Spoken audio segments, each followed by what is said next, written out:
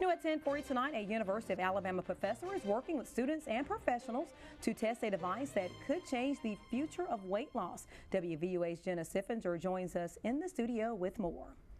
According to the Center for Disease Control and Prevention, more than a third of adult Americans are obese.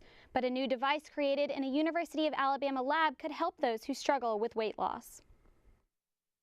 University of Alabama professor Dr. Edward Sazonov received a $1.8 million grant from the National Institute of Health to test a wearable sensor that tracks what you eat. Sazonov began developing this sensor 10 years ago to help determine a person's eating patterns and prevent overeating. You sit next to a bowl of chips and all of a sudden it's empty, right?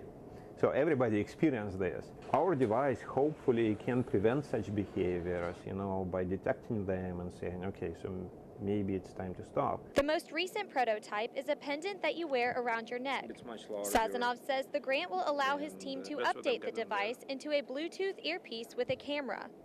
The future incarnations will actually snap images of your food and analyze those images to tell you how many calories you're consuming. This sensor could also help healthcare providers give more specific recommendations to patients struggling with weight loss. There's been so many changes in technology, and I feel like this technology can be helpful in us providing a more individualized patient experience. Sazonov says more than 40 million people try dieting every year, but this food tracker could be the solution to their problems.